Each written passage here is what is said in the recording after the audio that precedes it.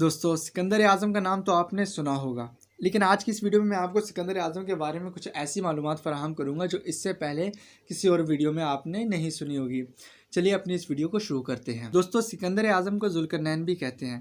ذوالقرنین یعنی دو سینگوں والا، کیونکہ آپ جو تاج پہنا کرتے تھے نا اس پر دو سینگ بنے ہوئے تھے۔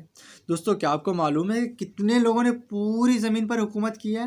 جی ہاں، صرف 4 لوگ ایسے گزرے کہ جنہوں نے پوری زمین پر بادشاہت کی ہے، جن میں سے 2 بادشاہ مسلمان اور 2 بادشاہ کافر ہیں۔ سکندر اعظم بھی انہی میں سے ایک ہے۔ دوستو سکندر اعظم نے پرانی کتابوں میں پڑھا تھا کہ سام بن نوح علیہ السلام کی اولاد میں سے ایک شخص آب حیات کے چشمے سے پانی پی لے گا تو اس کو موت نہ آئے گی۔ تو حضرت ذوالقرنین یعنی سکندر اعظم نے مغرب کا سفر کیا۔ آپ کے ساتھ اس سفر میں خضر علیہ السلام بھی تھے۔ وہ تو آب حیات کے چشمے پر پہنچ گئے اور اس کا پانی بھی پی لیا، مگر سکندر اعظم کے مقدر میں نہیں تھا تو وہ نہ پی سکے، لہٰذا وہ اس سے محروم رہ گئے۔ اس سفر میں آپ جانب مغرب روانہ ہوئے تو جہاں تک آبادی کا نام و نشان تھا سب منزلیں طے کر لیں۔ اب آپ ایک ایسے مقام پر پہنچے کہ انہیں سورج غروب ہونے کے وقت ایسا نظر آیا کہ جیسے وہ ایک سیاہ چشمے میں ڈوب رہا ہو، جیسا کہ سمندری سفر کرنے والوں کو آفتاب سمندر کے کالے پانی میں ڈوبتا ہوا نظر آتا ہے۔ وہاں سکندر اعظم کی ملاقات ایک ایسی قوم سے ہوئی جو جانوروں کی کھال پہنے ہوئی تھی، اس کے سوا کوئی دوسرا لباس ان کے بدن پر نہیں تھا، اور دریائی مردہ جانوروں کے سوا ان کی غذا کا کوئی اور ساز و سامان نہیں تھا۔ اس قوم کا نام پتہ ہے؟ یہ قوم ناسک کہلاتی تھی۔ حضرت سکندر اعظم نے دیکھا ان کے لشکر بے شمار ہیں اور یہ لوگ بہت ہی طاقتور اور جنگجو ہیں، تو سکندر اعظم نے ان لوگوں کے سامنے اپنی فوج کو کھڑا کر دیا۔ آپ کی فوج چونکہ ٹرینڈ فوج تھی اور انسانوں میں سے اٹھ کے آئی تھی، تو سکندر اعظم کی فوج نے گھیرا تنگ کر کے ان لوگوں کو بے بس کر دیا۔ آدھے لوگ تو مشرف با اسلام ہوئے اور کچھ لوگ جو بچ گئے تھے جنہوں نے اسلام قبول نہیں کیا وہ آپ کی فوج نے قتل کر دیے۔ پھر آپ نے دوسرا سفر مشرق کا کیا، یہاں تک کہ جب سورج طلوع ہونے کی جگہ پہنچے تو دیکھا کہ وہاں ایک ایسی قوم ہے کہ جن کے پاس نہ تو کوئی عمارت نہ مکانات ہیں، اور ان لوگوں کا حال یہ تھا کہ جب سورج طلوع ہوتا یہ لوگ زمین کی غاروں میں چھپ جاتے اور سورج ڈھل جانے کے بعد غاروں سے نکل کر اپنی روزی کی تلاش میں لگ جاتے۔ آپ کو معلوم ہے ان لوگوں کا نام؟ جی ہاں، یہ لوگ قوم منسک کہلاتے تھے۔ حضرت سکندر اعظم نے ان لوگوں کے مقابلے میں بھی اپنے لشکر کھڑے کر دیے۔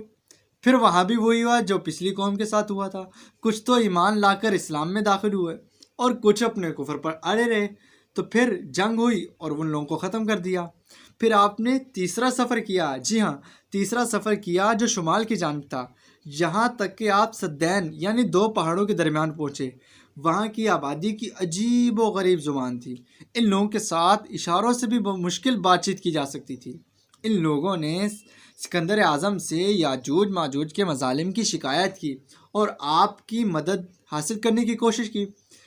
تو آپ نے پوچھا وہ کون لوگ ہیں؟ تو انہوں نے بتایا کہ یافس بن نوح کی اولاد میں سے یہ ایک گروہ رہ گیا ہے۔ ان لوگوں کی تعداد بہت زیادہ ہے۔ یہ لوگ بلا کے جنگجو، خونخوار، بلکہ وحشی اور جنگلی ہیں جو بالکل جانوروں کی طرح رہتے ہیں۔ موسم ربیع میں نا یہ لوگ اپنے غاروں سے نکل کر تمام کھیتیاں اور سبزیاں کھا جاتے ہیں اور خشک چیزوں کو لاد کر اپنے ساتھ لے جاتے ہیں۔ آدمیوں اور جنگلی جانوروں یہاں تک کہ سانپ، بچھو، گرگٹ اور ہر چھوٹے بڑے جانور کو کھا جاتے ہیں۔ سوچئے کیسے درندے نما جانور، اب ظاہری بات ہے انسان جو ایسے کام کرے گا تو ہمارے ہاں تو اس کو جانور ہی کہتے ہیں نا، تو سوچئے کیسے لوگ ہوں گے یہ۔ تو پھر کیا ہوا؟ پھر جن لوگوں نے شکایت کی تھی نا انہوں نے ذوالقرنین سے کہا، یعنی سکندر اعظم سے کہا کہ آپ ہماری مدد کریں اور ان لوگوں سے نا ہمیں بچائیں۔ تو سکندر اعظم نے کہا کہ ٹھیک ہے میں تمہاری مدد کروں گا۔ تو جب ان لوگوں نے دیکھا کہ اتنا بڑا بادشاہ ہماری مدد کر رہا ہے تو وہ اپنے طور پہ خوشامد کے لیے کچھ مال وغیرہ پیش کرنے لگے۔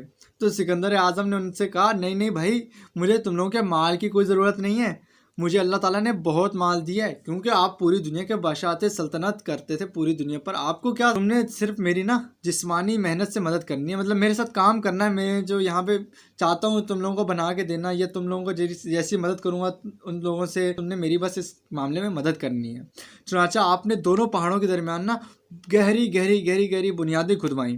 جب پانی نکل آیا تو اس پر پگھلائے تانبے کے گارے سے پتھر جمائے اور لوہے کے تختے, پتھر کی اینٹ نہیں, لوہے کی اینٹیں اوپر نیچے چن کر ان کے درمیان لکڑی اور کوئلہ بھروا دیا اور اس میں آگ لگوا دی. اس طرح یہ دیوار پہاڑ کی بلندی تک اونچی کر دی گئی اور دونوں پہاڑوں کے درمیان کوئی جگہ نہ چھوڑی. پھر پگھلایا ہوا تانبا, سوچئے کیسی مضبوط دیوار بنی ہوگی کہ پگھلایا ہوا تانبا بھی دیوار کو پلا دیا جا رہا ہے, اور یہ سب مل کر اتنی مضبوط اور مستحکم دیوار بن گئی کہ اب ان سے ٹوٹے نہیں. یاجوج ماجوج روز اس دیوار کو توڑتے ہیں اور دن بھر جب محنت کرتے کرتے اس دیوار کو توڑنے کے قریب ہو جاتے ہیں نا تو ان میں سے کوئی یہ کہتا ہے اب چلو باقی کو کل توڑ لیں گے. دوسرے دن جب وہ لوگ آتے ہیں تو خدا کے حکم سے وہ دیوار پہلے سے زیادہ مضبوط ہو جاتی ہے. جب اس دیوار کے ٹوٹنے کا وقت آئے گا تو ان میں سے کوئی کہے گا اب چلو انشاءاللہ کل اس دیوار کو توڑیں گے. ان لوگوں نے جو یہ اب انشاءاللہ کہا ہے نا, اب اس کی برکت یہ ہوگی کہ نیکسٹ ڈے جب وہ آئیں گے تو وہ ساری دیوار ٹوٹ جائے گی ان سے. ہاں, جب یہ دیوار ٹوٹے گی نا تو اس وقت ایک ایڈونچر ہوگا. ایڈونچر یہ ہوگا کہ یہ قیامت کے قریب ہونے کا وقت ہوگا. دیوار ٹوٹنے کے بعد سارے یاجوج ماجوج نکل پڑیں گے اور زمین میں ہر طرف فتنہ و فساد اور قتل و غارت گری کریں گے.